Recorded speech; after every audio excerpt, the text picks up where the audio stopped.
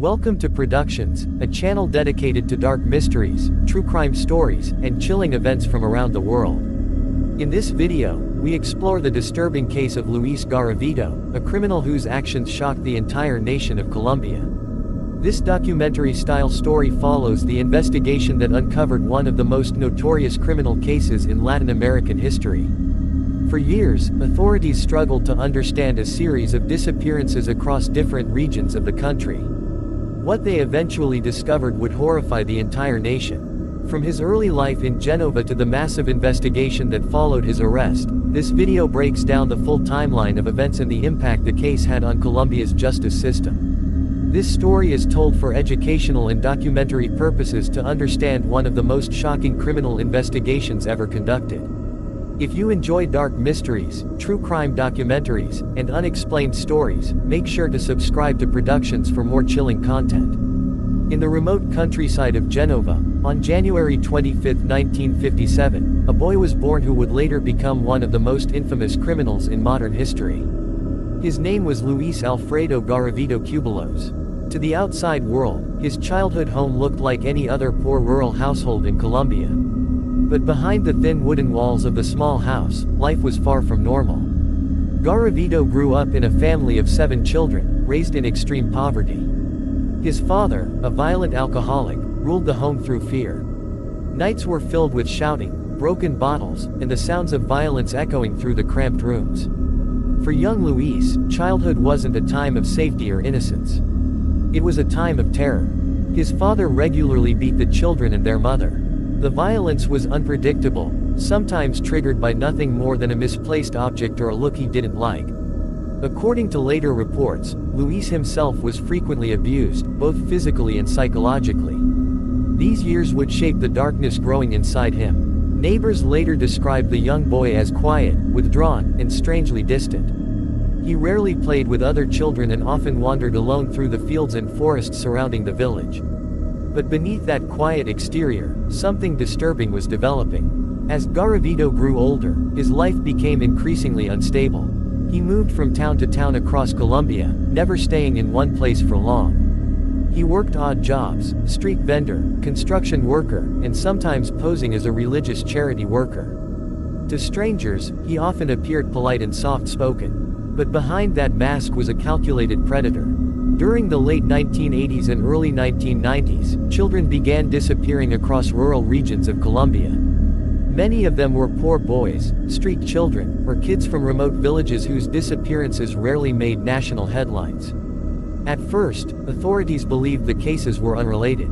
Colombia at the time was overwhelmed by other crises, civil conflict, drug cartels, and political violence. Missing children from poor families often received little attention. But the pattern was growing. By the mid-1990s, investigators began noticing similarities in the disappearances across regions like Armenia and Pereira.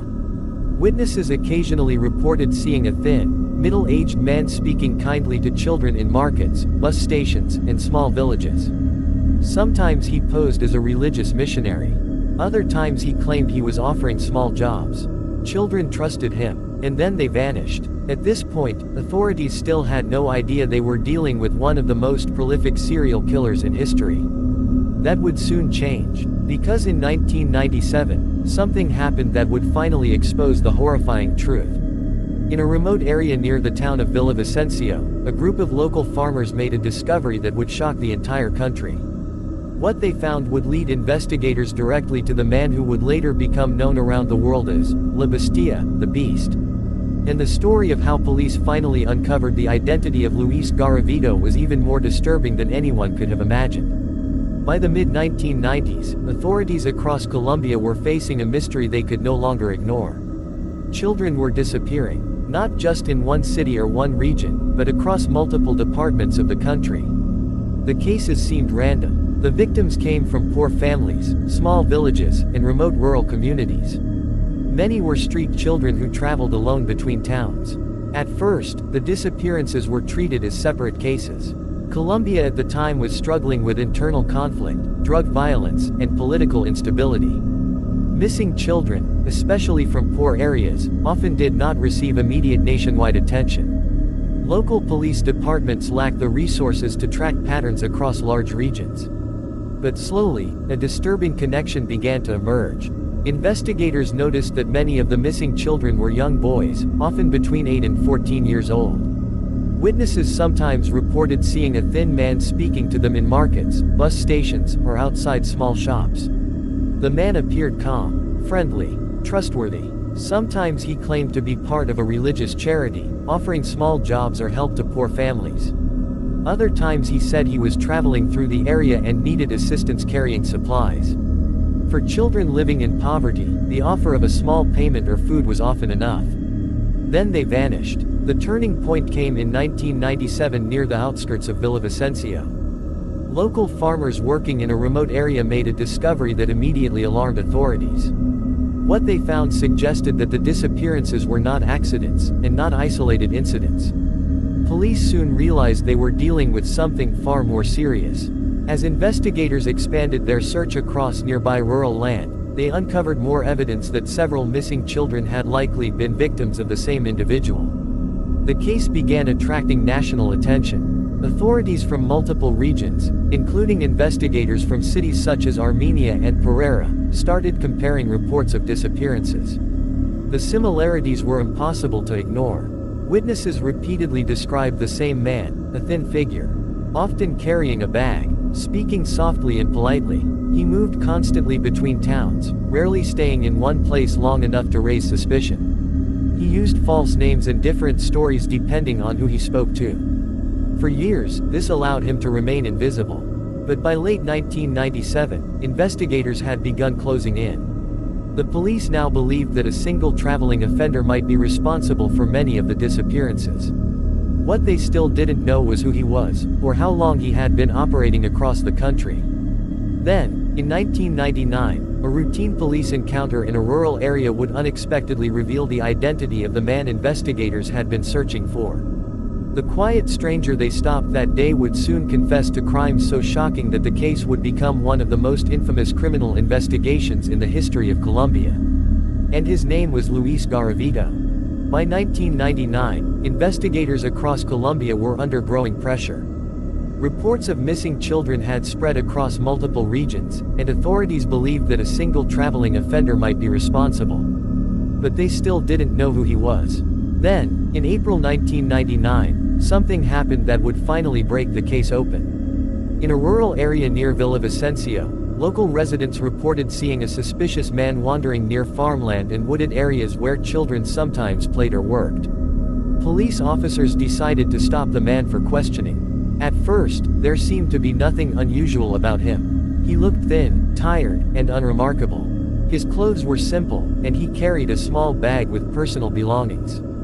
He told officers his name was Luis Garavito. The encounter might have ended there, just another routine police check, if investigators had not noticed several strange details. Inside his bag were items that raised serious concern. Maps, notes, and objects that suggested he had been traveling extensively through regions where many children had disappeared. Officers decided to take him into custody for further questioning.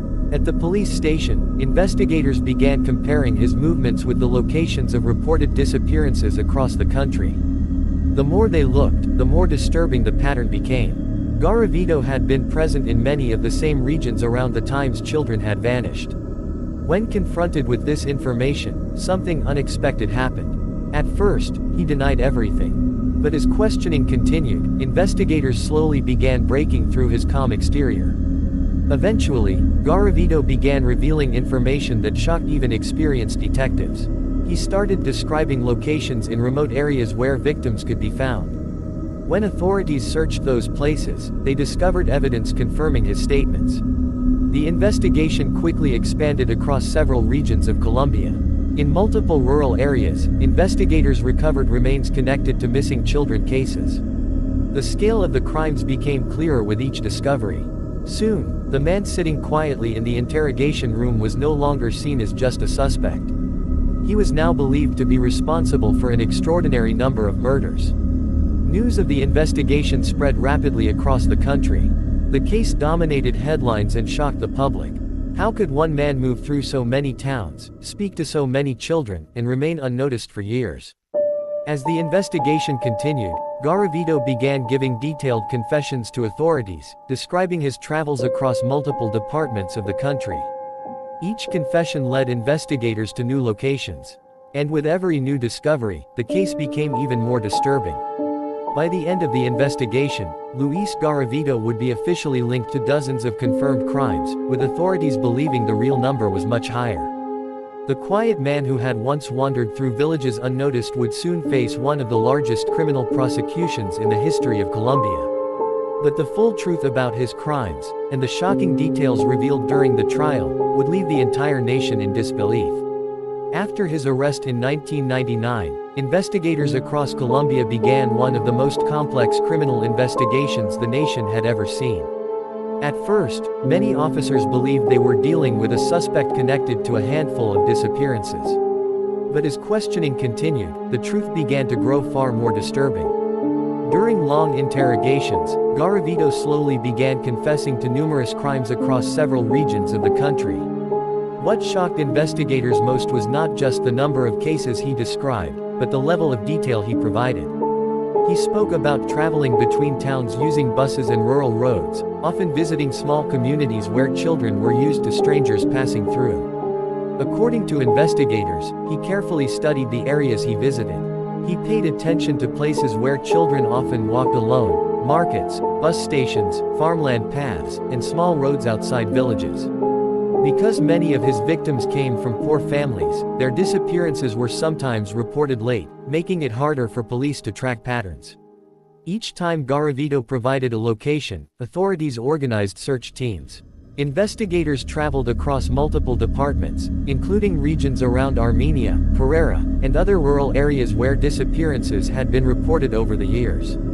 The discoveries confirmed what authorities had begun to fear. Many of the missing children cases were connected.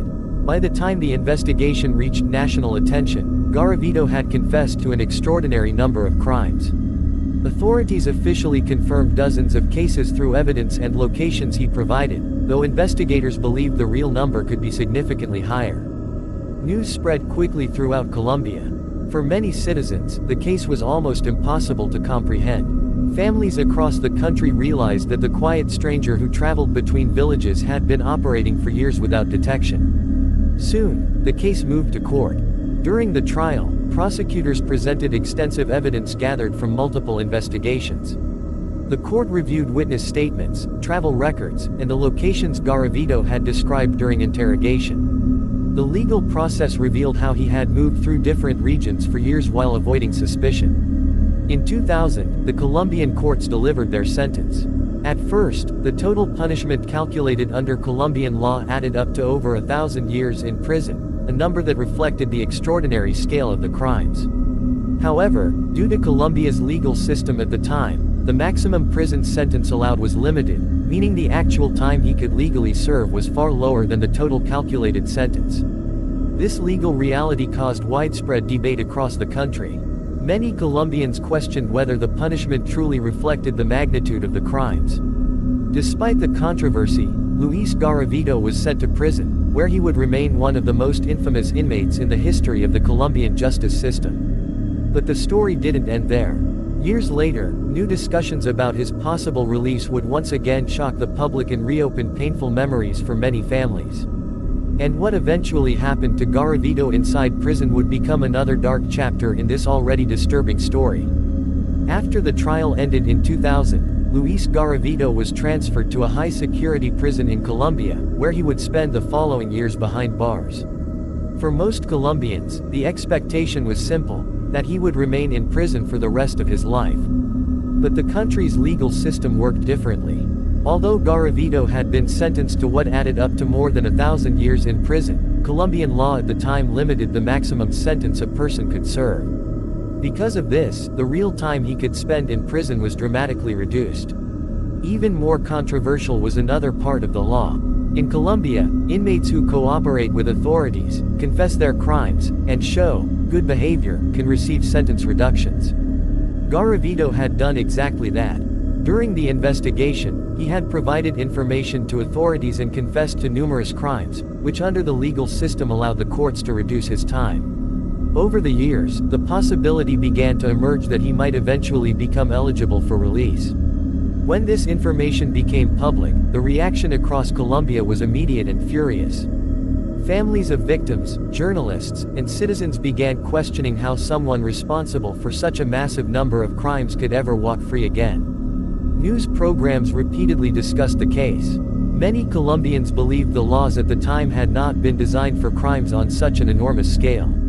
The controversy only grew stronger in the following years. Reports surfaced that Garavito had continued cooperating with investigators while in prison, giving more information about locations connected to the investigation. Each time authorities revisited the case, the scale of the crime seemed even more disturbing. Public pressure increased on the government and justice system. Some politicians began calling for changes to Colombian sentencing laws so that crimes of extreme severity would receive much longer prison terms. Meanwhile, Garavito remained inside prison, largely isolated from other inmates due to the notoriety of his case. But every few years, rumors or reports about the possibility of his release would resurface.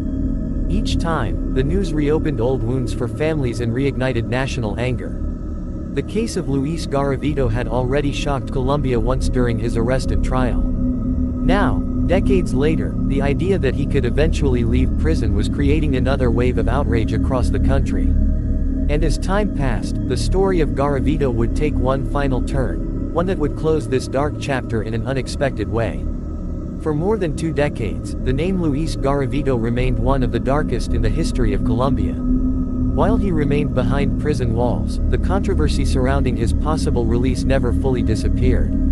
Every few years, discussions about sentencing laws and prison reductions brought his case back into national conversation. For the families of the victims, the fear was always the same, that one day the man responsible for so many crimes might eventually leave prison. But that moment would never come. In October 2023, Colombian authorities confirmed that Luis Garavito had died in prison.